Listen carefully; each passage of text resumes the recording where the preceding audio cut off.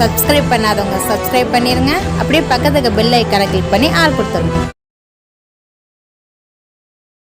இந்த கலையரங்கில் தான் நமக்கு ஃபங்க்ஷன் நடக்கும்போது சர்பிட்டி தியாகராஜர் கலையரங்கம் அப்படிங்கிற இந்த இடத்துல தான் நம்மளுக்கு நிகழ்ச்சிகள் நடைபெற இருக்குது. உள்ளே போய் பார்க்கலாம் அப்படிங்கிறத.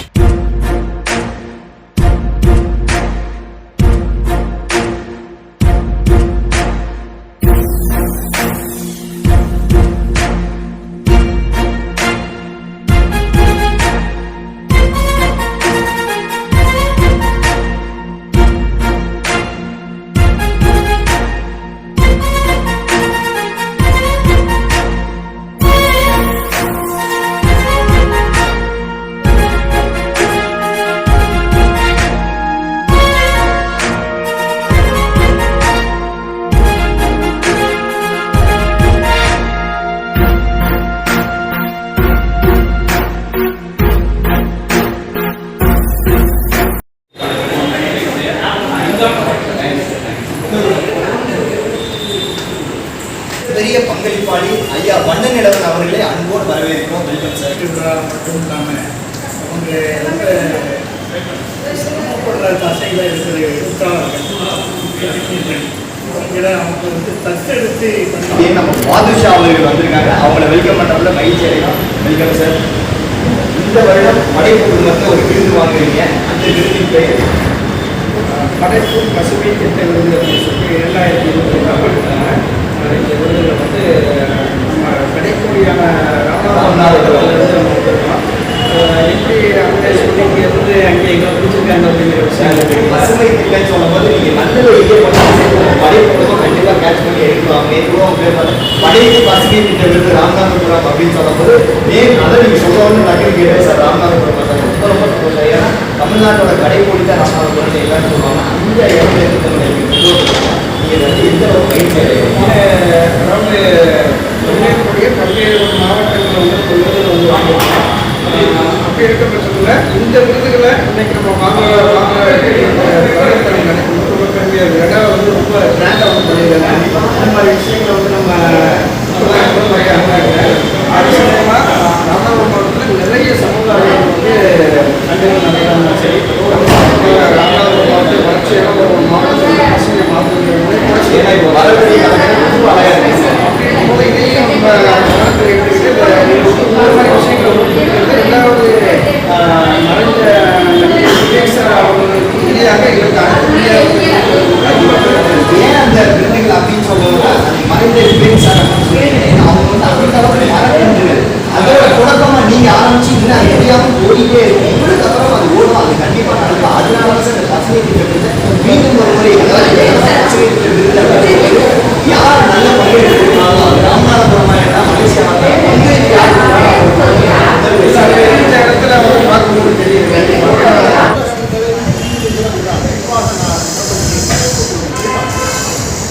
பிறகு இந்த ஆண்டு எனக்கு குறிப்பாக படைப்பு குழுமத்தில் படைப்பாளருக்கு தனிச்சுடர்களை பார்க்கிறோம். வாழ்நாளில்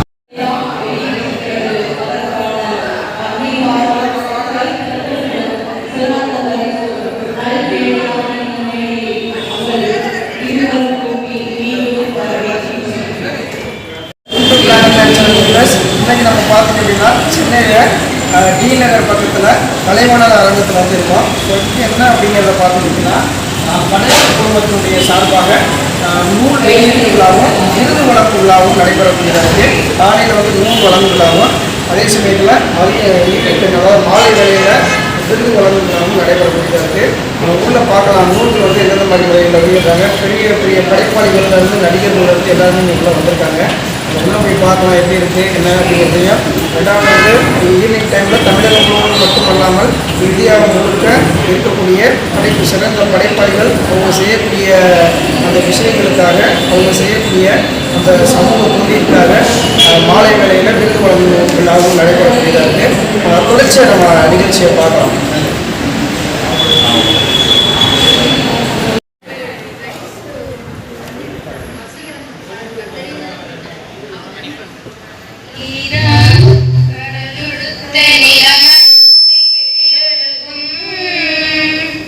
சீராலும்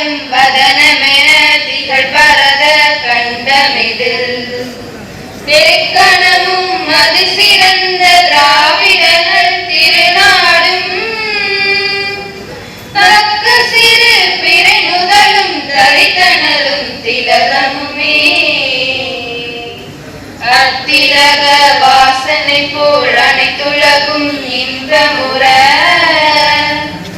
ஏத்திசையும் புகழ் மணக்க இருந்த பெரும் தமிழனங்கே உன் சீரிழமை திரும்பி அந்த செயல் மறந்து வாழ்த்துதுமே வாழ்த்துதுமே வாழ்த்துதுமே.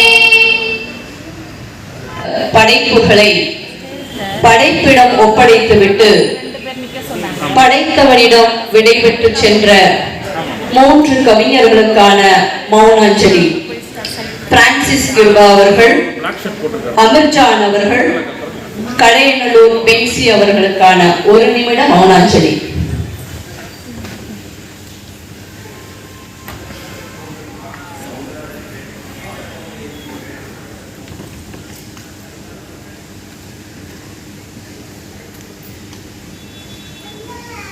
நன்றி. அத்தனை உயிரெழுத்துக்களையும் மெய்யெழுத்துக்களையும் இருகரம் கூப்பிக்கொண்டு மேடைக்கு வரவிருக்கும் சிறப்பு விருந்தினர்களை அழைக்கின்றேன் பெருமையோடு.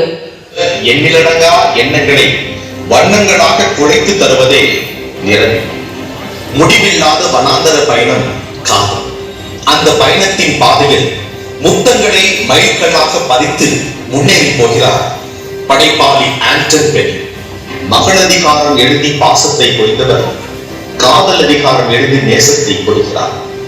சின்ன சின்ன மலைத்துளிகளாக சிதறி விழுந்திருக்கும் இந்த சித்திர கவிதைகளில் அது அழகாக வெளிப்பட்டிருக்கிறது. அப்படிப்பட்ட அழகான கவிதைகளை தொகுத்து நூலாக்கியதே யமுனா என்றொருவன். நிறமி தூத்துக்குடியை பிறப்பிடமாகவும் திருச்சியை வாழ்விடமாகவும் கொண்டுள்ள ரவிக்குமார் என்கிற ஆண்டன் பெனி அவர்களுக்கு இது 5ஆம் தொகுப்பு. இவர் வார பத்திரிகைகளிலும் சமூக வலைத்தளங்களிலும் தன் யதார்த்தமிக்க பல படைப்புகளால் நன்கறியப்பட்டவர். இவரது முதல் தொகுப்பான இந்த பூமிக்கு வானம் வேறு படைப்பு பதிப்பகம் மூலமே வெளியிடப்பட்டு பல விருதுகளை பெற்றுத் தந்தது இவருக்கு. மேலும் படைப்பு குழுமத்தால் வழங்கப்படும் உயரிய விருதான கவிச்சுடர் விருதும் பெற்றவர் என்பது குறிப்பிடத்தக்கது.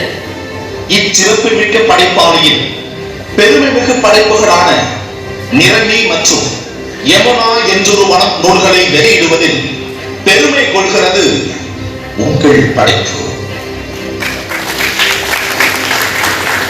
அன்போடு மேடைக்கு அழைக்கின்றோம்.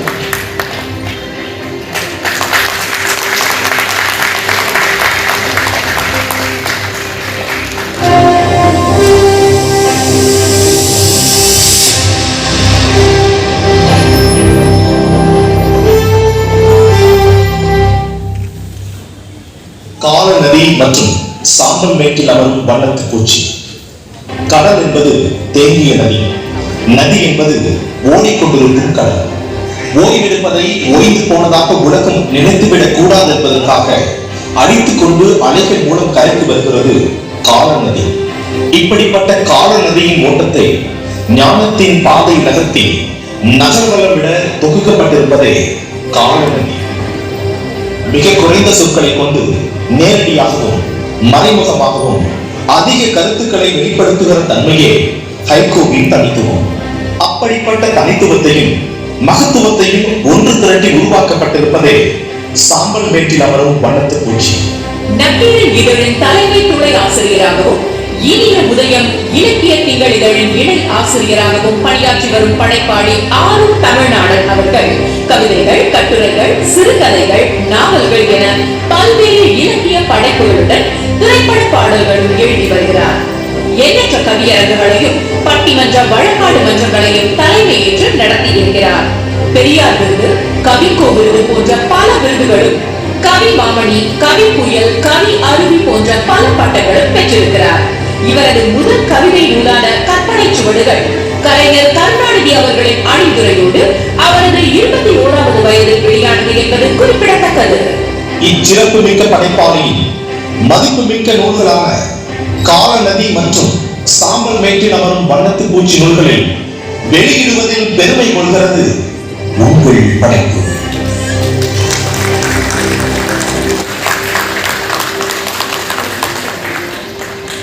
அறிவு தரத்திற்கு மாற்றியதே படைப்பாளி கோல் ஈலாவின் சாதனை.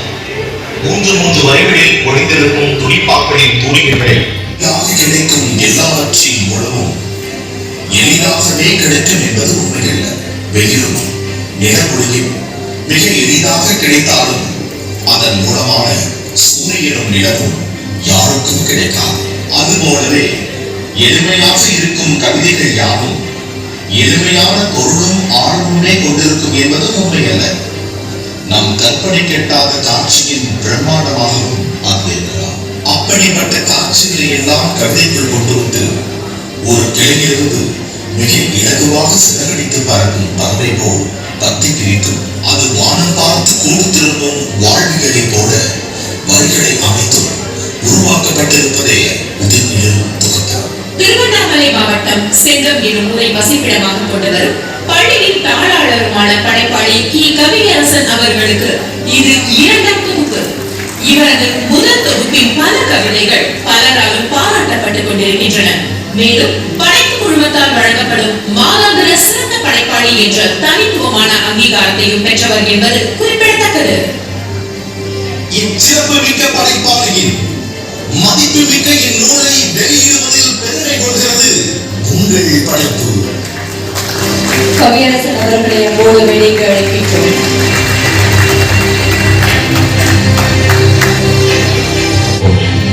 தென்காசி மாவட்டம் சிவகிரி வட்டம் அருவன்குளம் எனும் கிராமத்தை பிறப்பிடமாகவும் சென்னையை வாழ்விடமாகவும் கொண்ட படைப்பாளி வீர சோழன் திருமாவளவன் அவர்களுக்கு இது முதல் நூல்.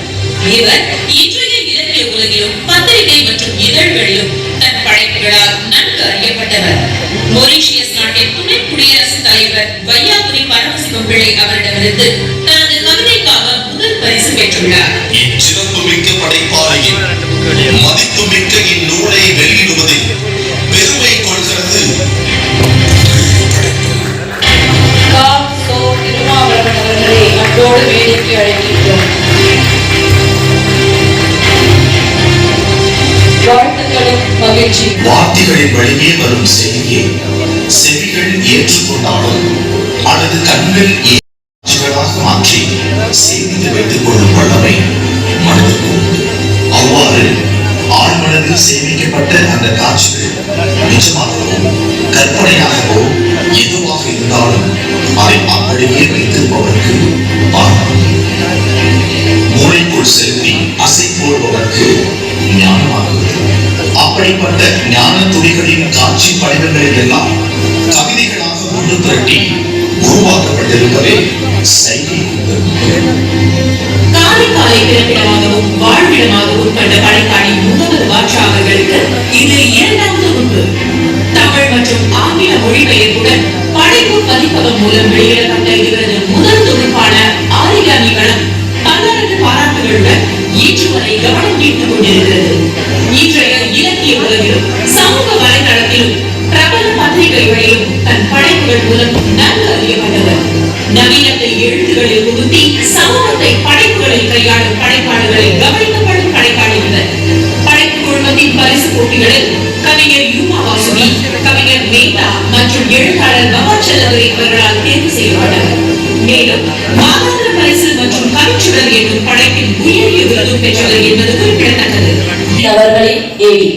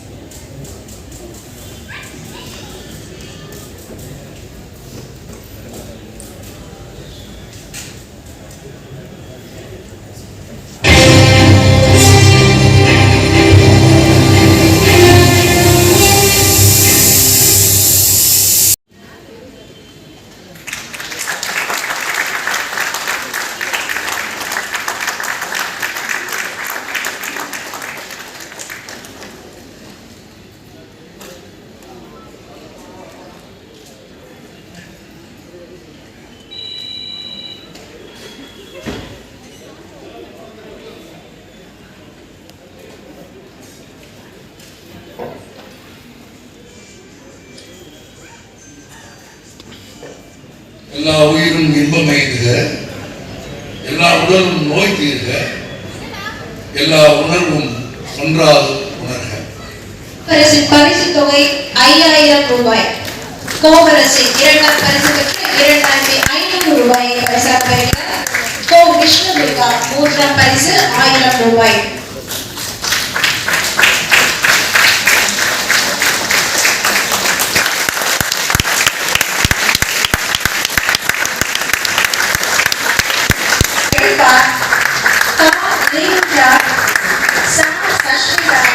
பரிசு பணமாக 3000 ரூபாய் அளிக்கப்படுகிறது. 7 குழந்தைகள் சிறப்பு பரிசை பகிர்ந்து கொள்கிறார்கள்.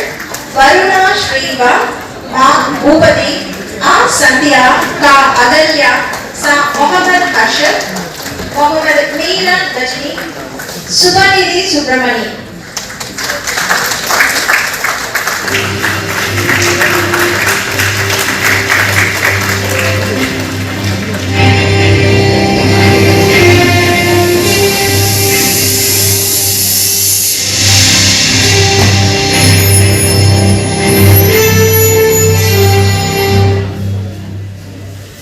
ஒளி போத்த குடி. காலம் என்பது ஒரு கற்பிதம். கற்பிதம் என்பது நாம் காணும் காட்சி. காட்சி என்பது ஒளி. இயற்பியலில் ஒளி ஒரு துகள், இயற்கையில் அது ஒரு பகல் அல்லது வெளிச்சம். அண்டம் மற்றும் நேரம் இரண்டையும் இணைக்கும் காரணியாக ஒளியின் வேகம் இருக்கும் என்பது விஞ்ஞானம். அறிவு மற்றும் சிந்திக்கும் திறன் இரண்டையும் இணைக்கும் காரணியாக மூளையின் வேகம் இருக்கும் என்பது ஞானம். இலக்கியம் என்பதே ஒரு வகை அறிவுதான். அதில் சுருங்க சொல்லி நிறைய செய்திகளை சொல்லும் திறனும் ஒரு வகை ஞானம் தான். அந்த ஞானம் எழுதி வருவது ஒரு வகை தனித்துவம் தான். அப்படிப்பட்ட தனித்துவ வகைகளை எல்லாம் ஒன்று திரட்டி உருவாக்கப்பட்டிருப்பதே ஒளி பூத்த குடி. ஒளி பூத்த குடி. தஞ்சாவூர் மாவட்டம் தெற்கு நத்தம் ஊரை பிறப்பிடமாகவும் வாழ்விடமாகவும் கொண்ட கலைப்பாடி தஞ்சை விஜய் அவர்களுக்கு இது முதல் தொகுப்பு. இவர் நடிகர் சூர்யாவின் அகரம் அறக்கட்டளை மூலம் உதவி பெற்று தனது கல்லூரி படிப்பை முடித்தவர். இவரது படிப்புக்காகவும் படைப்புகளுக்காகவும் பல பரிசுகளையும் விருதுகளையும் பெற்றிருக்கிறார். அதில் சாதனை மாணவர் 2021 விருதும், மகாத்மா காந்தி நினைவு விருதும் மற்றும் சங்கரன் கோவிலில் நதிகள் அறக்கட்டளை சார்பில் கலை சிற்பி 2020 விருதும் பெற்றவர் என்பது குறிப்பிடத்தக்கது. இச்சிறப்பு மிக்க படைப்பாளியின் மதிப்புமிக்க இந்நூலை வெளியிடுவதில் பெருமை கொள்கிறது உங்கள் படைப்பு. தஞ்சை விஜய் அவர்களை அன்போடு வேலைக்கு அழைக்கின்றோம்.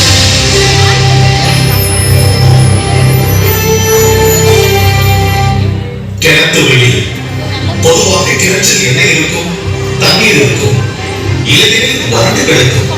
இதை தவிர வேறு என்ன பெரிதாக இருந்துவிடப் போகிறது என எளிதாக கடந்துவிட முடியாது.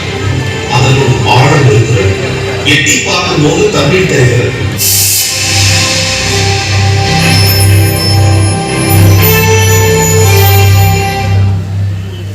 பிணங்காட்டு மரங்கள், வெளிகண்ட விபத்து பகுதி மற்றும் குருவிக்காக ஆடும் இலைகள். தூளியில் சுமந்தது முதல் 4 பேரால் தோளில் சுமந்தது வரை நம் எல்லா பயணங்களிலும் சுமை தாங்கியாக இருப்பது மரமே. எந்த மரமாக இருந்தாலும் இரு வகையே. இயற்கையாக நம்முடன் இருப்பது காற்று மரங்கள், இயற்கையை எழுதிய பிறகு இருப்பது பிணங்காட்டு மரங்கள். வாழ்வின் பாதித்த தருணங்களை எல்லாம் சிறு குறு படைப்புகளாக ஒன்று திரட்டி உருவாக்கப்பட்டிருப்பதே பிணங்காட்டு மரங்கள். அழகாக இருப்பதெல்லாம் காதலாகின்றன, காதலாக இருப்பதெல்லாம் அழகாகின்றன. காதலை எப்படி சொன்னாலும் வரைகளிலும் வாசம் வீசும். பூமை வார்த்தைகள் கூட உறக்க பேசும். அதுதான் காதலின் அடையாளம். அப்படிப்பட்ட பார்வையின் வரிகளை எல்லாம் கண்களுக்கே தெரியாமல் காதலின் தயவோடு கவிதைகளாக உருமாற்றி உருவாக்கப்பட்டிருப்பதே வெளியல்ல விபத்து பகுதி. பெருவாரியான இந்த தலைமுறை கவிஞர்களை தன் தனித்தன்மையாலும் எளிமையாலும் ஆக்கிரமித்திருக்கிறது ஜப்பானிய ஹைக்கூ கவிதைகள். அப்படிப்பட்ட தன்மை வாய்ந்த துளிப்பாக்களை எல்லாம் இக்கால சிந்தனைக்கு ஏற்றது போல் உருமாற்றி உருவாக்கப்பட்டிருப்பதே குருவிக்காக ஆடும் இலைகள். ராணிப்பேட்டை மாவட்டம் பலப்பாக்கம் என்னும் ஊரின் பிறப்பிடமாகவும் கத்தார் நாட்டை வசிப்பிடமாகவும் கொண்ட படைப்பாளி கோபிநாதன் பச்சையப்பன் அவர்களுக்கு படைப்பு குழுமத்தில் இந்த 3 தொகுப்புகளும் முதல் முறையாக வெளியாகின்றது. கத்தார் நாட்டில் வழங்கப்படும் தமிழ் மகன் விருது என்ற தனித்துவமான விருதையும் அமெரிக்காவில் அமைந்துள்ள உலக தமிழ் பல்கலைக்கழகம் வழங்கிய தி என்லைட்டன்மென்ட் அவார்ட் எனும் விருதையும் பெற்றவர் என்பது குறிப்பிடத்தக்கது. இச்சிறப்பு மிக்க படைப்பாளியின் பெருமை மிகு படைப்புகளான பிணங்காட்டு மரங்கள், வெளியல்ல விபத்து பகுதி மற்றும் குருவிக்காக ஆடும் இளைஞர் நூல்களை வெளியிடுவதில் பெருமை கொள்கிறது உங்கள் படைப்பு. ராஜா ஜெயகரன்,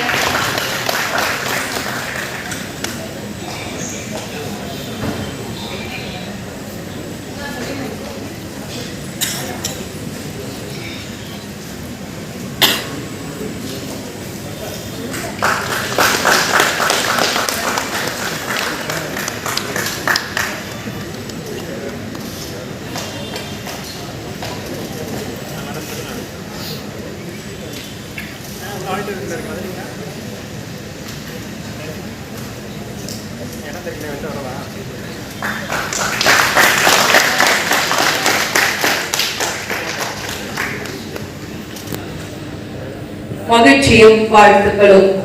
அடுத்ததாக படைப்பு அமைப்பின் முக்கிய நபர்களுக்கு சிறப்பு செய்ய ஆசைப்படுகிறார். 20 கட்டுரைகளாக விளக்கப்பட்டிருப்பதை ஹைக்கூ தூண்டி நின்ற இயற்கை சூழல் குறித்த விழிப்புணர்வு நம்மிடம் இன்னும் ஏற்படவில்லை என்பதே நிதர்சனம். இயற்கையையும் அதன் வளங்களையும் அழிப்பதே அவற்றை சமகால வெளிச்சத்தில் வைத்து நவ வாழ்வை விளக்கிக் கொண்டு வைக்கிறது என்மனார் புலவர். சங்ககால பெண் கவிஞர்கள் பற்றிய குறிப்புகளையும் அவர் தம் கவிதைகள் பற்றிய உரையாடல்களையும் உள்ளடக்கியோ நோம் என் நெஞ்சு. சங்ககால பெண்பார் புலவர்கள் வாழ்வும் எழுத்தும் எளிமையாக புரியும்படி தந்திருப்பது இந்நூலின் பலம். காதலும் அரசியலும் பாடுபொருளாக கொண்டு வந்துள்ளது உயிர் நன்கு சாதலின் இது நூல். குறிப்பாக இந்த கவிதைகள் லாக்டவுன் காலத்தில் அரசியலையும் கதைவெடிப்பு காலத்தில் பண்பாட்டையும் வெளிப்படுத்தும் நூலாக அமைந்திருக்கிறது. சமகால இளைஞர்களில் சங்க தமிழ் நோக்கி இழுக்கும் சிறப்பான முயற்சி அகந்தொன்று நூல். 2000 ஆண்டுகளாக தமிழர்கள் எழுதி வரும் அக்கவிதைகள் அளவு நாம் எழுதுகிறோமா என ஒப்பிட்டு பார்த்துக் கொள்ள இந்நூல் உதவுகிறது. காதலை உள்ளத்தில் தொற்ற வைப்பதும் பற்ற வைப்பதும் அகத்தொற்றின் பலம். தெய்வதென்றே திற மலையாள சினிமாக்கள் குறித்து ஒரு புதிய திறப்பை நம்மிடம் உருவாக்குகிறது. சினிமாவை வெறும் கேளிக்கை சாதனமாக அணுகாமல் அதை ஒரு பண்பாட்டு வடிவமாகவும் அரசியல் மாற்றத்திற்கு உதவும் கருவியாகவும் கரிகாலன் பார்க்கிறார். சினிமா ரசனையை மேம்படுத்திக் கொள்ள, சினிமா கோட்பாட்டை வளப்படுத்திக் கொள்ள இந்நூல் வாசகர்களுக்கு துணை புரியும். சமீபத்தில் மறைந்த சினிமா பிதாமகன் கிம் கிட்டக் முதல் சமகால இளைஞர்களின் மனம் கவர்ந்த பின் நவீனத்துவ திரை இயக்குனர் கிறிஸ்டோபர் நோலன் வரையிலான இயக்குநர்களின் படங்கள் குறித்த காத்திரமான அபிப்பிராயங்களை உருவாக்குகிறது திரையும் வாழ்வோம்.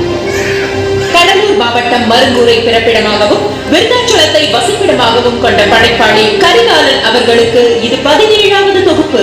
சிற்றிதழ்களிலும் பேரிதழ்களிலும் ஆசிரியர் பணியோடு இன்றும் எழுதி வருகிறார். இதுவரை வெளியான இவரது மற்ற தொகுப்புகள் வாசகர்கள் மனதில் நீங்கா இடம் பெற்றிருப்பது குறிப்பிடத்தக்கது. இச்சிறப்புமிக்க படைப்பாளியின் மதிப்புமிக்க படைப்புகளான என்மனார் புலவர், நோம் என் நெஞ்சே, உயிர் நன்று சாதலின் இது அரங்கம் முழுவதும் கைதட்டலால் நிரம்பிக் கொண்டே இருக்கிறது.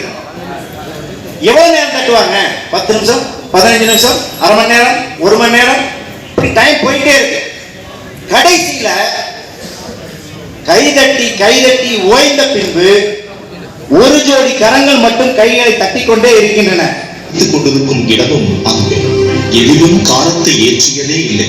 பதார்த்தத்திலும் யதார்த்தத்திலும் எல்லோருக்கும் எதிரே இருப்பது போல தெரிந்தாலும் யாராலும் கண்டுபிடிக்க முடியாத அம்மாவின் முந்தானைக்குள் குழந்தைகள் ஒளிந்து கொள்வதை, சமைப்பதில் இருக்கும் அடுப்புகளை எல்லாம் பரிமாறும் வேளையில் பட்டாம்பூச்சியாக்கி விடுகிறார் அம்மா. அப்படிப்பட்ட யதார்த்தங்களை எல்லாம் ஒன்று திரட்டி உருவாக்கப்பட்டிருப்பதே அம்மாவின் அடுக்களை கல்வி. சத்தியமங்கலம் எனும் ஊரை பிறப்பிடமாகவும் கோயம்புத்தூரை வசிப்பிடமாகவும் கொண்ட படைப்பாளி சத்யா மருதாணி அவர்களுக்கு இது முதல் தொகுப்பு. இன்றைய இணைய ஊடகங்களில் தனது இலக்கியம் மற்றும் சமூக பங்களிப்பால் நன்கு அறியப்பட்டவர். படைப்பு குழுமத்தால் வழங்கப்படும் மாதாந்திர சிறந்த படைப்பாளி என்ற தனித்துவமான அங்கீகாரத்தையும் தமிழ்நாடு முற்போக்கு கலை இலக்கிய மேடை வழங்கும் வளரும் படைப்பாளருக்கான தஞ்சை பிரகாஷ் நினைவு விருதையும் பெற்றவர் இவர் என்பதும் குறிப்பிடத்தக்கது. இச்சிறப்பு மிக்க படைப்பாளியின் மதிப்பு மிக்க இந்நூலை வெளியிடுவதில் பெருமை கொள்கிறது உங்கள் படைக்குழு. 2020 சிறந்த சமூக அக்கறையாளராக படைப்பால் தேர்ந்தெடுக்கப்பட்டவர் குழந்தைகள் செயற்பாட்டாளர் திரு இனியன் ராமமூர்த்தி. கவிச்சுடர் விருது பெற அழைக்கிறோம் திரு PK சாமி அவர்களை. இலக்கு விழிப்புணர்வு பரிசு போட்டி 2020 பரிசு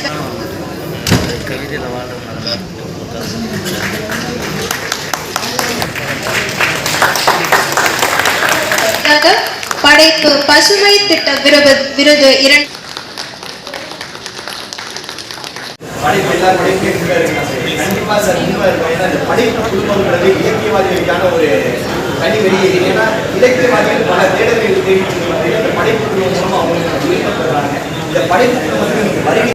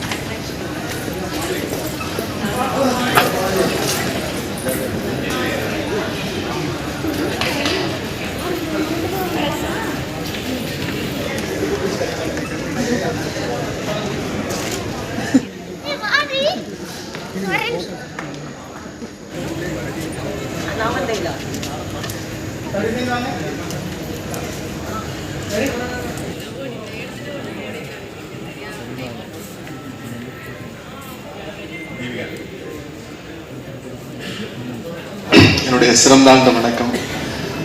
நிகழ்வில் ரொம்ப தாமதமாக கலந்துக்கிட்டேன். என்னை விட ஆக சிறந்த அறிவாளிகள் படைப்பாளிகள் எல்லோரும் மேடையில் இருக்கிற போது பணி நிமித்தமாக கொஞ்சம் தாமதமாக கலந்துக்கிட்டேன். நீங்கள் எல்லாரும் என்னை வேறுபடுத்தி பார்க்க மாட்டீங்கன்னு தெரியும். நானும் படைப்பு குழுமத்தினுடைய ஒரு சக பயனாளி, உங்களோடு ஒவ்வொரு ஆண்டும் பயணிக்கிறவன். அந்த வகையில் இந்த நிகழ்வை ரொம்ப சிறப்போடு இந்த வருஷம் நம்ம எல்லாம் வழிநடத்தி கொண்டிருக்கிற இலக்கியங்களினுடைய பிதாமகர்களில் ஒருவராக இருக்கக்கூடிய ஐயா வண்ணதாசன் அவர்கள் இருக்கிறார். நம்முடைய வண்ணநலவன், யுமா வாசுகி போன்றவர்கள், நம்முடைய இன்னும் சக எழுத்தாளர்கள் ஐயா ஜெயபாலன் அவர்கள், நம்முடைய இந்திரன் அவர்கள், நம் வரக்கூடிய எழுத்தாளர்கள், அதே போல இந்த நிகழ்வை சிறப்பு விருந்தினராக உங்கள் அனைவருக்கும் தன்னுடைய அன்பு கரங்களால் நினைவு சின்னங்களையும் பரிசுகளையும் வழங்கி கொண்டிருக்கிற என்னுடைய சகோதரர் மாரி செல்வராஜ் அவர்களே, குறிப்பாக கிட்டத்தட்ட இந்த ஆண்டு எனக்கு ரொம்ப ஒரு கடுமையான நெருக்கடிக்குள்ளான ஆண்டு. கிட்டத்தட்ட ஒரு 7 மாதங்களுக்கு பிறகு பொதுவெளியில் நான் முதல் முறையாக மேடை ஏறுகிற நிகழ்வு இந்த நிகழ்வு. உங்களுக்கு நீங்க எல்லாருமே புத்தகங்கள் எழுதினவர்கள் தான். ஒரே ஒரு செய்தியை மட்டும்தான் சொல்ல ஆசைப்படுறேன். ஜின்னா போன்றவர்கள் கடந்த கொரோனா காலங்களில் இந்த நிகழ்ச்சியை நடத்த முடியாமல் ஒரு நிகழ்ச்சியை நடத்துறது அப்படிங்கிறது சாதாரண விஷயம் இல்லை. அவன் ஐடி டிபார்ட்மெண்ட்ல வேலை பார்த்துக்கிட்டு இருந்தாலும் தான் இந்த துறைக்கும் தான் கொண்ட கொள்கைக்கும் தான் நேசிக்கிற மொழிக்கும் தன்னால் படைப்புலகத்திற்கு எதை கொடுக்க முடியும் என்று ஒருவன் சிந்தித்துக் கொண்டே இருக்கிறான் என்றால் அது ஜின்னாவாக மட்டும்தான் இருக்க முடியும். 2 வருஷமா கொரோனா வந்துச்சு, வருமானம் இல்லை, சோறு இல்லை, தண்ணி இல்லைங்கிறப்ப அவன் ஃபோன் பண்ணி என்னால படைப்பு விழா நடத்த முடியலன்னு ரொம்ப சிரமப்பட்டுக்கிட்டு இருந்தான். ஆனால் இந்த ஆண்டு அதை ஒரு மிகச்சிறப்பாக, ஒரு வெற்றிகரமாக, ஒரு அற்புதமான விழாவாக மாற்றி இருக்கிறார். அதற்கு உங்களுடைய கரகோஷங்களும் உங்களுடைய பாராட்டுகளும் மட்டும்தான் ஜின்னாவை வாழ்த்த முடியும். அதற்காகத்தான் நாங்கள் எல்லோரும் இங்கே கூடியிருக்கிறோம். இரண்டாவது செய்தி, இங்க இருக்கிற எல்லாருக்கும் புத்தகத்தினுடைய அருமை தெரியும், எனக்குண்டான அனுபவங்களும் தெரியும். ஆனால் புத்தகத்தால் எப்படி ஒரு மனிதனை காப்பாற்ற முடியும் என்பதற்கு ஒரே உதாரணம் நான் மட்டும்தான். கடந்த ஜூன் மாதம் என்னுடைய வாழ்க்கையில் ஏற்பட்ட ஒரு பேரழிவு உங்களுக்கு தெரியும். அந்த நாள்ல இருந்து புத்தகங்கள் இல்லைன்னா நானுமே அடுத்த மாசம் தற்கொலை பண்ணிக்கிட்டு செத்து போயிருந்திருப்பேன். புத்தகங்கள் மட்டும்தான் என்னை உங்கள் முன்னால் நிற்க வைத்திருக்கிறது. வாசியுங்கள், வாசியுங்கள், நம் மூளை திறக்கும், உடம்பு வேறொரு நிலைக்கு மாறும். புத்தகங்கள் மட்டும்தான் நம்மை வாழ வைக்கும். அதிலே ஆழ்ந்த நம்பிக்கையுடையவனாக ஜின்னாவை வாழ்த்துகிறேன், படைப்பு குழுமத்தை வாழ்த்துகிறேன். கடந்த 19, 18, 20, 21 வரை விருது பெற்றிருக்கிற அனைத்து விருதாளர்களுக்கும், இந்த ஆண்டு புதிதாக புத்தகம் வெளியிட்டிருக்கிற அனைவரையும் பாராட்டி மகிழ்கிறேன். நன்றி, வணக்கம்.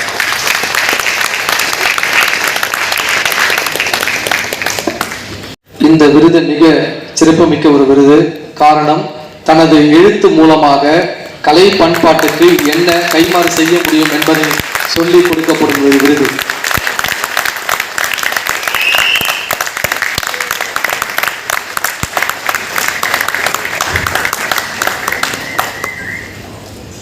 படைப்பு சங்கமம் 2021க்கான சிறப்பு அழைப்பாளர் நினைவு பரிசு வழக்கறிஞர் திரு தமிழன் பிரசன்னா அவர்களுக்கு வழங்குமாறு எழுத்தாளர் திரு வண்ணதாசன் அவர்களை மிக தாழ்மையோடு கேட்டுக்கொள்கிறேன்.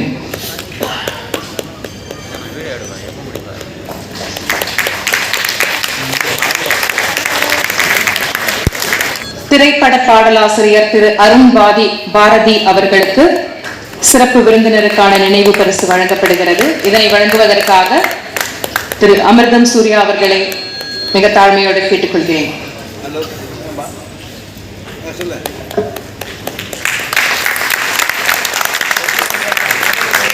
எழுத்தாளர் மற்றும் ஆவணப்பட இயக்குனர் திரு ரவி சுப்பிரமணியன் அவர்களுக்கு நினைவு பரிசு வழங்கப்படுகிறது.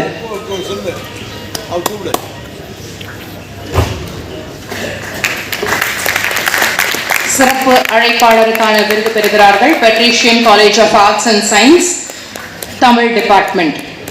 குழுமம் வழங்கும் வாழ்நாள் சாதனையாளர் 2020க்கான விருதை திரு வண்ணதாசன் அவர்களுக்கு வழங்க படைப்பு குழும நிர்வாகிகளை அழைக்கிறோம்.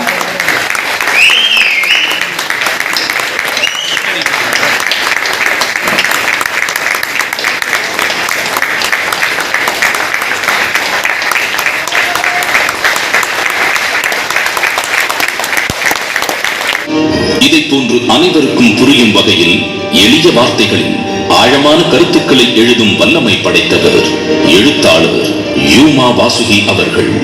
கவிஞர், நாவலாசிரியர், ஓவியர், பத்திரிகை ஆசிரியர், மொழிபெயர்ப்பாளர் என்ற பல்வேறு முகங்களை கொண்டிருந்தாலும் அவருக்குள் இருக்கும் ஒரு குழந்தையின் முகம்தான் அவரின் பிரதான முகமாக, பிரகாச முகமாக தமிழ் இலக்கிய உலகில் அவரை வேறுபடுத்தி காட்டுகிறது.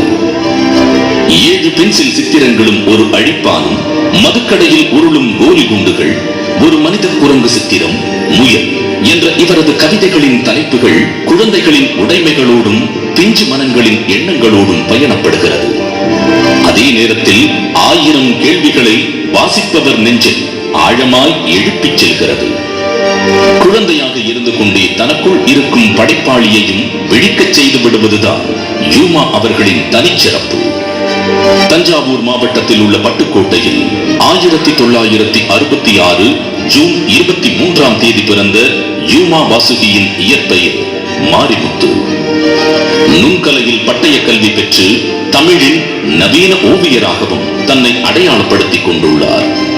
தோழமை இருள், இரவுகளின் நிழற்படம், அமுத பருவம், வலம்புரியாய் அணைந்ததொரு சங்கு உள்ளிட்ட கவிதை தொகுப்புகளும், உயிர்த்திருத்தல் எனும் சிறுகதை தொகுப்பும், இரத்த உறவு, மஞ்சள் வெயில் ஆகிய நாவல்களும் எழுதியவர்.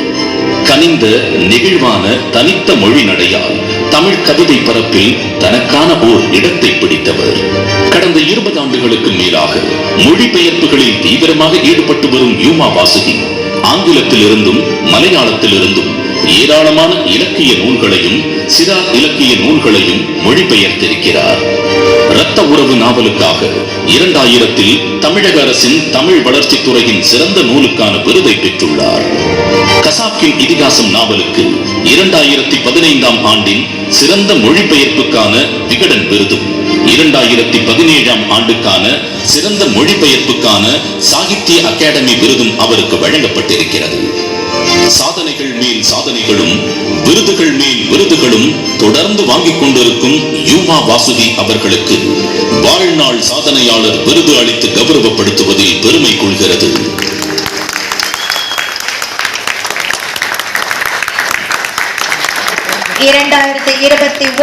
ஆண்டிற்கான வாழ்நாள் சாதனையாளர் விருதை திரு யூமா வாசுகி அவர்களுக்கு வழங்கி கௌரவிக்க படைப்பு குழும நிர்வாகிகள் வந்திருக்கிறார்கள்.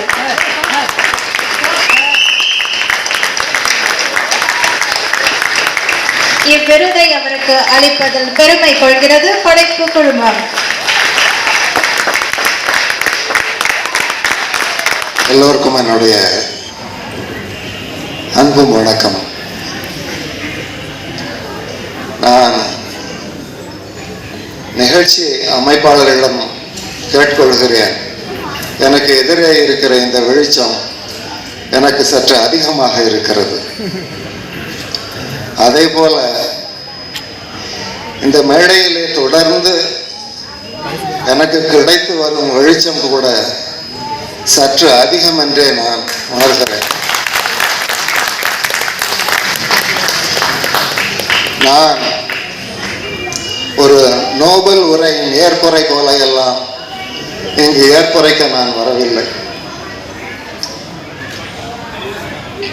நான் உங்களுடன் இருக்க மட்டுமே வந்தேன் என்று தான் சொல்ல வேண்டும். ஆனாலும் நான் என்னுடைய பேச்சை எப்போதும் போல சற்று தயாரித்து கொண்டு வந்திருக்கிறேன். எல்லோருக்கும் வணக்கம்.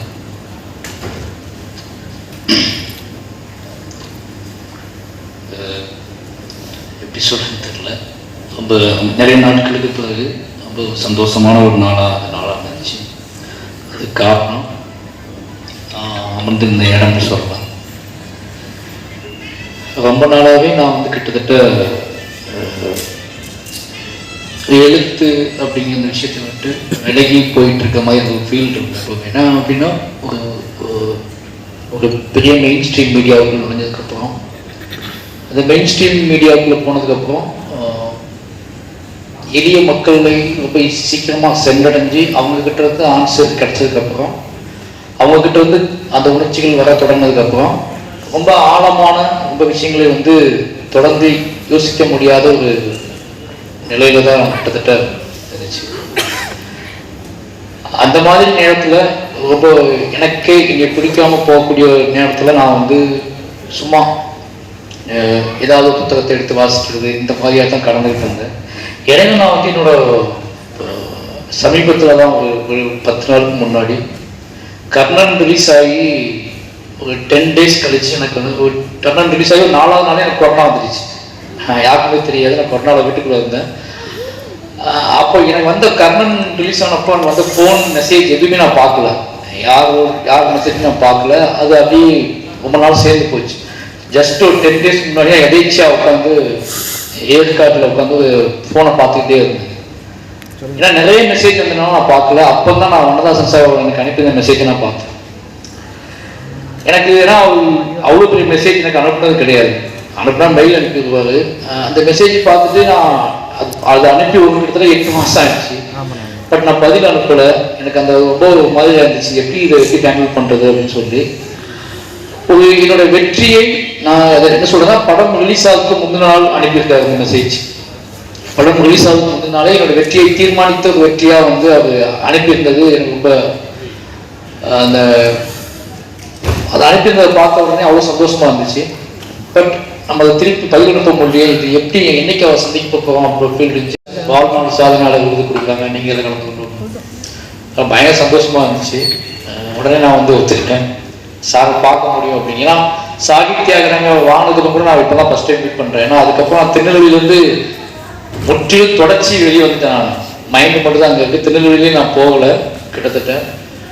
அது கர்ணன் ஷூட்டிங் எப்போ போகுது திருநெல்வேலி வேற. என்னன்னா நான் ஷூட்டிங் எப்போ டேரக்டராக போகும்போது நான் திருநெல்வேலியை வேற மாதிரி பார்ப்பேன். எதுவுமே இல்லாமல் போகும்போது நான் திருநெல்வேலியை வேற மாதிரி பார்ப்பேன். எனக்கான திருநெல்வேலியாக பார்க்குறது வந்து நான் யாருமே இல்லாமல் போனேன். பட் டீமோட போனால் அது ஒரு கொடூரமாக தான் பார்ப்பேன் திருநெல்வேலியை. தனியாக போனால் எனக்கு சில சந்தோஷங்கள்லாம் இருக்குது. அந்த சந்தோஷத்தை கொடுக்கக்கூடிய மனிதர்கள்லாம் பார்ப்பேன். அப்படி ஒரு மனிதர் வந்து எனக்கு வந்து வனதாசன் சார். ஏன்னா என்ன சொல்கிறது, ரொம்ப ஆச்சரியமாக உண்மையாக சொல்லணும் அப்படின்னா வனதாசன் சார் மாதிரி ஆயிட மாட்டோமா வாழ்க்கை வந்து நமக்கு அப்படியான சில தருணங்களை கொடுத்துடாதா, அந்த மனநிலை நமக்கு வாய்க்கிறாதா, எல்லாவற்றையும் ஏதோ ஒரு அதோட நுணுக்கத்தை அதோட சந்தோஷத்தை எல்லா உயிர்களையும் சந்தோஷத்தை மட்டுமே எடுத்துக்கிற மாதிரி மனநிலை நமக்கு வாய்ச்சிடாதா அப்படிங்கிறதான் நம்மளோட அதிகபட்ச ஆசையா இருக்கு. ஏன்னா அப்படி வாய்க்கலைங்கிறது வேற விஷயம். பட் எனக்கு வாய்ச்சிடாதா அப்படிங்கிற ஏக்கம் தான் கிட்டத்தட்ட வந்து எனக்கு வனதாசன் சாருக்கான உதவுன்னு நினைக்கிறேன் நான். ஏன்னா இனி செல்வம்னு அழைக்கக்கூடிய ஒரு 4 பேர் தான் இருக்காங்க. ஒன்று ராம் சார், இன்னொன்று வனதாசன் சார், இன்னும் 2 நண்பர்கள் இருக்காங்க. வனதாசன் சார் பட்டியலில் சேர்ந்தது போய் ஆச்சரியமான விஷயம். இன்னைக்கு வரைக்கும் இங்கே செல்வம் தான் அழைச்சிட்டு இருக்காரு. ஏன்னா அந்த செல்வம் அழைக்கக்கூடிய நண்பர் ரொம்ப நெருக்கமானவர், என்னை பற்றி முழுதுமாக அறிந்தவர்கள் மட்டும்தான் செல்வம்னு நினைப்பாங்க. அதனால செல்வம் அப்படின்னு அழைக்கக்கூடிய வனதாசன் சாருக்கு இந்த வாழ்நாள் சாதனையாளர் விருது அளித்த இடத்துல எங்கே இதுக்கு ஒரு சந்தர்ப்பம் கிடைக்காம போயிடுமோ அப்படின்னு இது. அப்புறம் நான் ஒரு டைரக்டர் ஆனதுக்கப்புறம் ஒரு இயக்குனர் ஆனதுக்கப்புறமும் நான் இப்போதான் நான் வந்து கிட்டத்தட்ட ஒரு மேடையை சந்திக்கிறேன். எத்தனையோ நாள் அவங்க கூட இருந்திருக்கேன், அவங்க கூட பழகிருக்கேன், ட்ராவல் பண்ணியிருக்கேன், பயணப்பட்டிருக்கேன். அப்போல்லாம் நான் வந்து ஒரு பெரும் தயக்கம் இருக்கும், அவளை வியந்து பார்த்துட்டே இருப்பேன். பட் நான் ஒரு டைரக்டர் ஆனதுக்கப்புறம் அவங்க என்னை கொஞ்சம் வியந்து பார்க்க ஆரம்பிச்சதுக்கப்புறம் நான் அவளுக்கு தான் சந்திக்கிறேன். ஏன்னா அது ஒரு பெரிய சந்தோஷம். நம்ம யாரை பார்த்து வியந்தோமோ அவங்க பக்கத்துல இருந்து நம்ம கையை பிடிச்சி நல்லா பண்ற அப்படின்னு சொல்றத வந்து நம்ம பார்க்கறது ஒரு அதுதான் நம்ம கரெக்டான பாதையில போயிட்டு இருக்கோமா, இல்லை நம்ம ஏதோ அவங்கள பார்த்து நான் ஓடி ஒழிஞ்சாதான் நான் ஏதோ தப்பா பண்றேன்னு அர்த்தம். வனதாசன் சார் நான் நேரத்தில் என்னால் மீட் பண்ண முடியும் அப்படிங்கிறது, என்னோட டைரக்டர் ராம் சார் நான் நேரம் மீட் பண்ண முடியும், எப்போ கூப்பிட்டாலும் எல்லா நண்பர்களையும் நேரம் மீட் பண்ண முடியும்னா என்னோட படைப்புலகம் என்னோட பயணம் எல்லாமே சரியாக இருந்த அர்த்தம். யாரையும் பார்த்து ஒழியக்கூடிய அல்லது பதட்டப்படக்கூடிய ஒரு படைப்பை நான் எனக்கு எடுத்துக்கூடாது அப்படின்னு மட்டும்தான் என்னோட நோக்கமா இருக்குது. அதை பார்த்து மட்டும் தான் பயணப்பட்டு இருக்கேன். அதுக்கு ரொம்பவே உத்வேகம் கொடுக்கக்கூடிய ஆட்கள்ல வனதாசன் சார் எப்பவுமே உண்டு. அவரோட சேர்த்து நீங்க யூமாவாசிங்க அப்படின்னு பார்த்தது ரொம்ப சந்தோஷம். நான் ஃபர்ஸ்ட் டைம் நான் இன்னைக்கு தான் அவளை நேரில் பார்த்தேன். அவள் பார்த்து அவள் சின்ன சிரிப்பு தான் சிரிச்சு வந்துட்டு இருந்தேன். ஏன்னா புகைப்படம் யாராவது புகைப்படம் போடுவாங்க, அவர் யூமாவாசிக்கு அவரோட புகைப்படத்தை போடுவாங்க. அந்த புகைப்படத்திலே அவர் எடுத்து படிச்ச மாதிரி ஒரு ஃபீல் இருக்கும் எனக்கு. அது புகைப்படத்திலே வந்து அது போடுற ஆளுங்க வித்தியாசமான ஆட்களாக இருப்பாங்க. அவங்க பரபரப்பான ஆட்களாக இருப்பாங்க. அவங்க யூமாவாசி அவரோட புகைப்படத்தை அமைதியாக போடுவாங்க. அவங்க பயங்கர பரபரப்பான ஆட்களாக இருப்பாங்க. இது ரெண்டையும் சேர்த்து பார்க்கும்போது எனக்கு அது ஒரு பயங்கரமான ஒரு அவரோட எழுத்து புலப்படுற மாதிரி இருக்கும். இன்னைக்கு அவருக்கும் இந்த மேடையில் அவர் பக்கத்துலேயே உட்கார்ந்ததுக்கும் இந்த விருது வழங்கும் போனால் கூட இருந்ததுக்கும் ரொம்ப சந்தோஷம். இந்த மாதிரி என்ன சொல்றது, ஒரு மெயின் ஸ்ட்ரீம் மீடியாக்குள்ள இருக்கு நம்ம வந்து சினிமா பண்ணிட்டு இருக்கும்போது நம்ம ஆசுவாசப்படுத்துறதுக்கு நம்ம வந்து என்ன சொல்றது, நம்ம ஒரு சின்ன அமைதியை ஏற்படுத்தி கொடுப்பதற்கு எப்படி சொல்றேன்னு எனக்கு தெரியல. ஏன்னா அவரும் ரொம்ப அன்பேலன்ஸ்டாகவே ஃபீல் பண்ணேன். அவர் தாமரப்பள்ளி கொள்ளப்படாதவர்கள் மக்கள் நினைக்கிறதெல்லாம் படிச்சு நிறைய பேர் பேசும்போது நம்ம சினிமாவுக்கு பண்ணும்போது எனக்கு வந்து அது அப்பப்போ ஒரு ஸ்கிரிப்ட் எழுதும்போது ரொம்ப டிஸ்டர்ப் பண்ணும். இப்படி இருக்குமே சரியா கொஞ்சம் எக்ஸ்ட்ரீமாக வந்து ஒரு மெயின் ஸ்ட்ரீமாக ஒரு சீனு ஒரு சம்பவத்தை யோசிக்கும் போது ரொம்ப பதட்டமாக இருக்கும். அப்போ இவ்வளோ விஷயம் வாசிச்சதுனால, நிறைய பேர் கஷ்டப்பட்டு வாசிச்சதுனால, நிறைய பேரோட பழகினதுனால அதுக்குள்ள என்ன லேயர் கிரியேட் பண்ண முடியும், எதை உருவாக்க முடியும், நான் இவர்களிலிருந்து தனித்துப்பட்டவன், நான் வந்து வேற ஒன்று யோசிக்கிறேன், என் உலகம் வேற ஒன்று, என் உலகம் வந்து கீழே அடியில் கிடக்கிற ஒரு விஷயம், உங்களுக்கு காட்டப்படுறதை விட அதற்கு அடியில் காட்ட ஏதோ ஒன்று காட்டுறேன்ல அதுதான் மெயின் அப்படின்னு காட்டுறதுக்காகத்தான், அதை காட்டுறதுக்கான ஒரு சின்ன எனக்கு ஒரு என்ன சொல்றது, எனக்கு ஒரு புரிதல் கிடைச்சிருக்கு அப்படிங்கிறது வாசிப்பு தான் முக்கியமான காரணம்.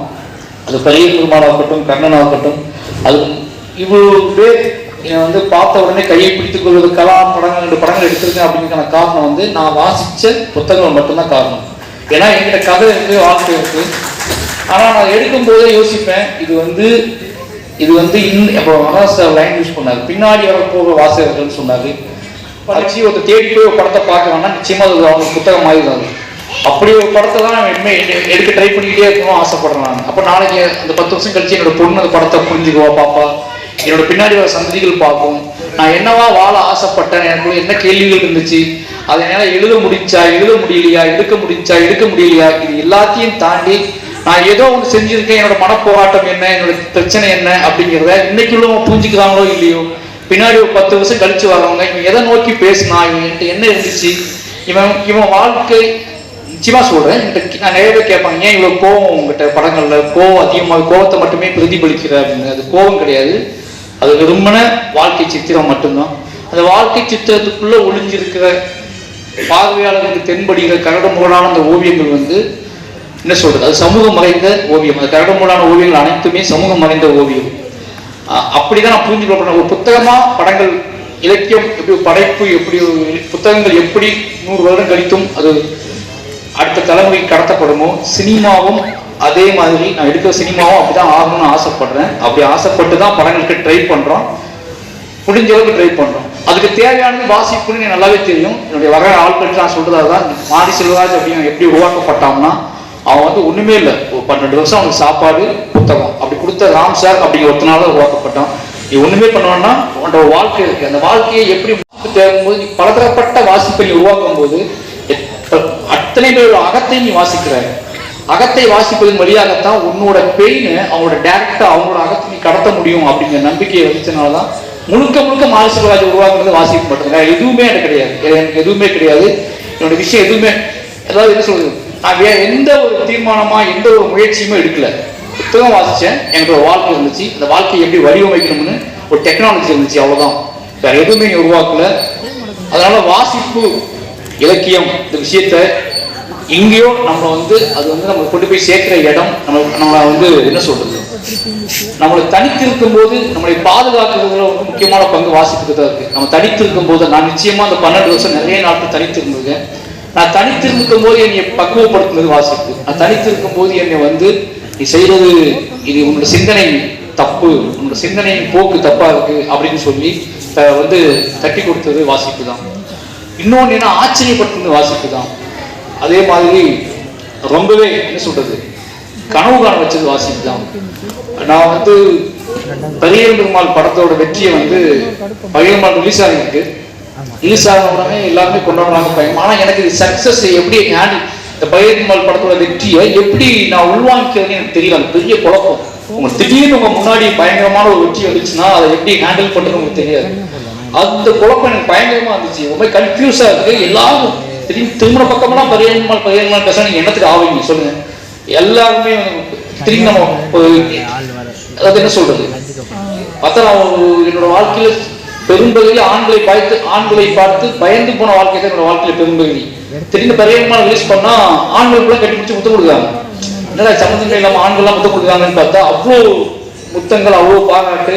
இதை எப்படி வச்சுக்கிறேன்னு எனக்கு தெரியல. அப்போ நான் வந்து நிச்சயமா அப்போ நான் என்னை ஆசுவாசப்படுத்திக்கிட்டு முக்கியமான காரணம் வாசிப்பு தான். அப்போ வந்து பரியன்மாள் சக்சஸ் ஒரு கிட்டத்தட்ட வருஷம் ஃபுல்லாக எல்லாம் பேசிட்டு இருக்கும்போது கூட நான் வந்து போய் சென்றடைந்த இடம் வாசிப்பு தான். இதை இப்படி பேசிக்கிட்டு இருக்கிறவங்களுக்கு அந்த அவங்களுக்கு என்ன திருப்பி நம்ம பேசணும்னு எனக்கு தெரியல. உணர்ச்சி வசப்பட்டு பேசுறாங்க, என்னென்னமோ பேசுறாங்க, திருப்பி அந்த பேசுறதுக்கு வார்த்தையே இல்லை. இவ்வளோ பாராட்டும் போது நமக்கு பதில் சொல்றது கூட வந்த வார்த்தை இல்லையே அப்படின் போது நான் சென்றடைஞ்ச புத்தகம் தான். அங்கதான் வாசிக்க ஆரம்பிச்ச மறுபடி திருப்பி போய் உட்காந்து வாசிப்பின் மூலமா ஏதோ நாளைக்கு பின்னாடி பேசுறது கூட வார்த்தை எல்லாம் போயிடுமோ அப்போ பயங்கர புதுசா பாராட்டுறாங்க, புதுசா பேசுறாங்க. புதுசுன்னு நமக்கு தான் தெரியுது, அவங்களுக்கு தெரிய மாட்டேங்குது. அவங்க இயல்பா தான் பேசுறாங்க. ஆனா உணர்ச்சி அவங்க அந்த படம் பார்த்த பாதிப்புல இருந்து அவங்க பேசுற விதம் வந்து எனக்கு வந்து அவ்வளோ இதா இருந்துச்சு. அதுக்காக நான் போய் சென்றடைந்த வாசிப்பு தான். இப்ப அதிகபட்சமா இவ்வளவு நம்ம என்ன சொல்றது, சமூகத்தின் மீது இவ்வளவு கோபம், வலி, பெயின் எல்லாம் இருந்தா கூட சின்ன நிம்மதி என்ன அப்படின்னா, இதெல்லாம் நம்மளால கடத்த முடியும், இதெல்லாம் நம்ம எல்லாருடைய அகத்துக்கும் டிரான்ஸ்ஃபர் பண்ண முடியும். அது படைப்பு கவிதைகள் மூலமாவோ கதைகள் மூலமாவோ இல்லை சினிமாவின் மூலமாவோ மாற்ற முடியும் அப்படிங்கிற நம்பிக்கையோட தான் வாழ்க்கை ஓடிட்டு இருக்கு. இப்படி ஒரு வாசிப்பை நான் அவ்வளோ நேசிக்கிறது. அதை வந்து இங்க இவ்வளவு பேர் உட்கார்ந்து சொன்னாரு 86,000 பேர் இந்த குடும்பத்துல இருக்காங்கன்னு. நான் நினைச்சிட்டேன் 86,000 பேருக்கு விருது கொடுப்பாங்களோ பயங்கர நேரத்துல. ஏன்னா எல்லாருமே எழுதிக்கிட்டே இருந்திருக்காங்க, எல்லாருமே ஏதோ பண்ணிட்டு இருந்திருக்காங்க. இப்படி ஒரு உலகம் அண்டர்கிரவுண்ட்ல இயங்கிட்டு இருக்குன்னு எனக்கு தெரியல. நான் வாசிக்கும் போது பேசுறது கூட ஆள் இருக்காது, டேரக்டா வண்ணதாசன் சாருக்கே பேசுறது. அதாவது எனக்கு அந்த வாய்ப்பு கிடைச்சிச்சு. நான் வந்து எழுதிட்டு இருக்கும்போது கொஞ்சம் சின்ன சின்னதாக எழுதுவேன், அவர் உடனே பாராட்டிடுவார், உடனே மெயில் அனுப்பிடுவார், உடனே அதை பேசிடுவார். அது நல்லது கெட்டது அந்த மொழியோட வளர்ச்சியை சொல்லுவார். எனக்கு ஒன்றுனா என்னோட மொழி குட்டி குட்டியாக வளர்ந்து என்கிட்ட இருக்கிற ஏதோ ஒரு விஷயம் குட்டி குட்டியாக வளர்ந்ததை கரெக்டாக படம் முடிச்சு காட்டுறது வண்ணதாசன் சார் தான். உங்களுக்கு இன்னைக்கு இவ்வளோ வளர்ந்துருக்கு, அப்போ அவ்வளோ வளர்ந்துருக்கு, அவ்வளோ வளர்ந்துருக்கு அப்படின்னு சொல்லக்கூடிய வாழா வண்ணதாசன் சார் இருந்தார். இங்கே இவ்வளோ போய் அண்டர் கிரவுண்ட்ல இவ்வளோ பரபரப்பா உலகத்துல என்னமோ நடக்குது, என்னென்னமோ அரசியல் பேசிட்டு இருக்கும்போது அண்டர் கிரவுண்ட்ல எதையுமே கண்டுக்காம இந்த ஒரு விஷயம் வந்து அரசியல் இலக்கியமா இவ்வளவு பெரிய செயல்பாடு நடந்துட்டு இருந்ததே பெரிய ஆச்சரியமா இருந்துச்சு. ஏன்னா நாலாவது சில நேரத்துல மூளையை வெடிச்சு போற மாதிரி, மூளையை வெடிச்சு செதற மாதிரி முடிச்சு நம்ம வாழ்க்கை முடிச்சு அப்படிங்கிற மாதிரியான சூழல்லாம் வாய்க்குது, அடிக்கடி வாய்க்குது. நடக்கிற சம்பவங்கள், கேள்விப்படுற விஷயங்கள், இருக்கிற பதட்டம், சினிமா இனிமேல் சினிமா படைப்பு சார்ந்து தனி மனிதர்கள் என்ன மாதிரியான தாக்குதலை நடத்துவார்கள், அவரோட ஒரு தனி மனிதனோட தாக்குதல் ஒரு சமூகத்தின் தாக்குதலை எப்படி மாறும் அப்படிங்கிற பயம் சூழ்ந்து வாழ்ந்துகிட்டு இருக்கிற படைப்புகளை உருவாக்கி கொண்டிருக்கிற இந்த நேரத்துல இவ்வளவு பெரிய ஒரு தலைமுறை ரெடி ஆகிட்டு இருக்கு அப்படிங்கிறது வந்து பயங்கர சந்தோஷமா இருக்கு. அப்படி அந்த தலைமுறையை உருவாக்கி கொண்டிருக்கிற படைப்பு சங்கமத்துக்கு வாழ்த்துக்கள். நிச்சயமா வந்து ஒரு மிகப்பெரிய ஒர்க்கு. ஏன்னா நான் இப்பதான் ஃபர்ஸ்ட் டைம் இப்படி ஒரு குடும்பத்தை பார்க்குறேன், இந்த குடும்பம் இயங்கிக்கிட்டு இருக்குன்னு பார்க்குறேன். அதை இந்த குடும்பத்தை செலிப்ரேட் பண்றதுக்கு அவங்க இவ்வளவு வேகமா ஓடி வராங்க, குடும்பமா வர்றாங்க. இதுக்குள்ள ஏதோ ஒன்று இருக்கு, ஒரு கதை இருக்கு. நான் இப்போ வந்து விருது வழங்குற மேடையா பார்க்கல, ஒரு சாதாரண என்ன சொல்றது பொதுவாக விருது வழங்குற மேடையில் ஒரு அமைதி இருக்கும், அப்படி பார்க்கல. இது வந்து ஒரு வேற மாதிரியான ஒரு அவங்க ஓடி வர ஸ்டைலும் அவங்க வாங்குற ஸ்டைலும், விருது வழங்குறவங்களே அவங்க பேரை வாசிச்சுட்டு ஓடி இந்த விருது வாங்குறதுலாம் இருக்குல்ல, அது பார்க்க வேணாம். அப்படிங்கும் போதே தெரியுது என்ன மாதிரியான இயங்கிட்டு இருக்கும். முழுக்க அவங்களோட மிச்சம் இருக்க அத்தனை நேரத்தையும் இதுக்காகவே செலவிடுறாங்க அப்படிங்கிற புரிஞ்சுக்க முடியுது. அது ஒரு மிகப்பெரிய விஷயம். எப்ப டைம் கிடைச்சாலும் இவ்வளவு பேர் பேசிட்டு இருக்காங்க அப்படிங்கிறது பெரிய விஷயம். இங்க வந்து நம்ம இலக்கியத்தை பத்தி மட்டும் தான் பேசிட்டு நினைச்சிட்டு இருக்கோம். கண்டிப்பா அவங்க வந்து இதை தாண்டி அரசியல் பேசியிருப்பார்கள், திரைப்படங்களை பேசியிருப்பார்கள், சமூகத்தில் நடக்கிற நிறைய சம்பவங்களை அவங்க பேசியிருப்பார்கள் அப்படிங்கிற நம்பிக்கை எனக்கு நிச்சயமா இருக்கு. ஏன்னா அதுவும் இந்த 86,000 பேரும் ஒரு பிரச்சனையை, ஒரு கருத்தை, ஒரு படைப்பின் மீதான விமர்சனங்களை எல்லாத்தையுமே பேசினா நிச்சயமா அது பெரிய மாற்றத்தை உருவாக்கும். ஏன்னா 86,000 பேர் சாதாரண எண்ணிக்கை கிடையாது. இந்த 86,000 பேரும் மொழியோடு மட்டும் நின்று விடாமல் அத்தனை பிரச்சனைகள் பற்றி பேசுவார்கள், சண்டையிடுவார்கள், சமாதானமாவார்கள், ஒன்றுபடுவார்கள் அப்படிங்கிற நம்பிக்கையோடு இந்த நேரத்தை ஏற்படுத்தி கொடுத்த அத்தனை பேர்களுக்கும் எனக்கு நன்றி. வணக்கம்.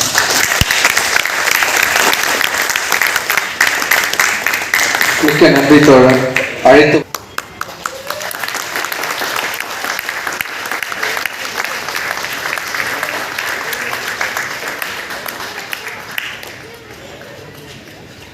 இரண்டாவதாக திரு ராஜா ஜெயகரன் அவர்கள்.